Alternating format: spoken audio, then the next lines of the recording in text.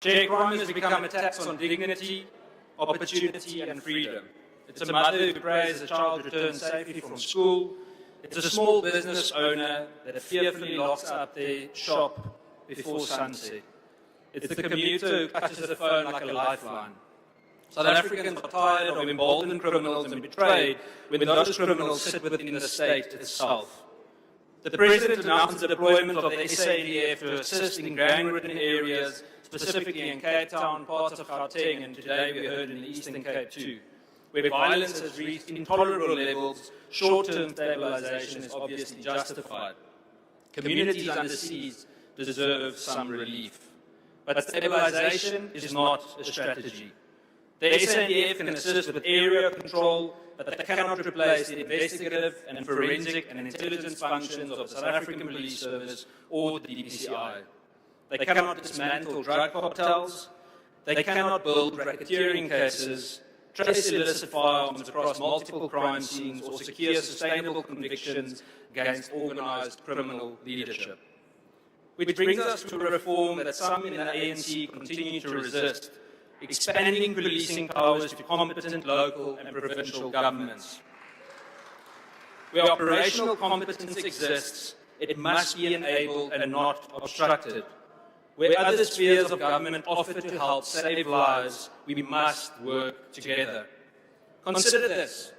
Enhanced forensic and ballistic capabilities within the City of Cape Town Metro Police, particularly in gang-related shootings, could be a total game changer. Rapid ballistic tracing, fully integrated with national systems, would allow cases to be linked more quickly, track the repeated use of illicit firearms, and link cases faster and strengthen prosecutions, effectively amplifying the impact of the existing South African Police Service resources. If reform measurably improves safety and saves lives, why would we block it? We must ask ourselves today, is this about politics or is it about the people? Because South Africans are not interested in turf battles between spheres of government, they are interested in getting home alive.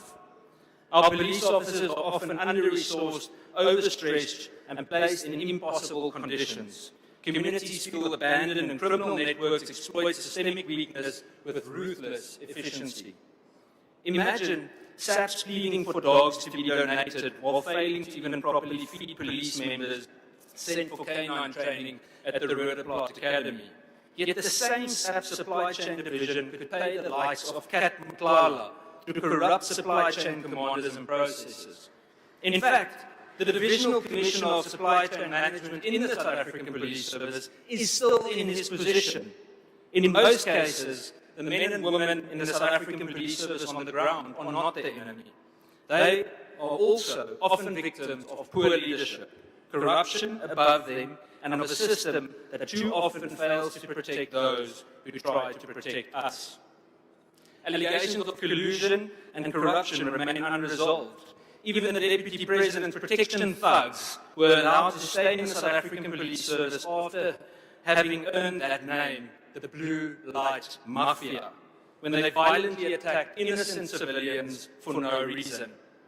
The Malanga Commission is welcome, but South Africans have grown weary of commissions without consequences, reports without dismissals, findings without prosecutions, truth without accountability, if wrongdoing is exposed but not punished. And let us not forget the cost borne by whistleblowers and witnesses, individuals who risk not only their careers but their lives, often with inadequate protection. Then, honourable members, there was one last commentary suggesting tighter controls on lawful firearm ownership. And let's be clear, law-abiding licensed firearm owners are not the drivers of organised crime. Criminal syndicates are armed through illicit trafficking, diversion and corruption, and they are very rarely lawful owners of firearms. Disarming the compliant while illegal firearms flood our communities is neither rational nor just, and lawfully armed citizens are assets to communities. They are responsible individuals who comply with the law while protecting themselves and their families. We will fight any attempt to disarm law-abiding citizens while illegal firearms continue to flood our communities. In closing, History has taught us that any state that disarmed law-abiding citizens does so not for safety, but for ultimate control of the populace, even in tyranny. I thank you. Thank you.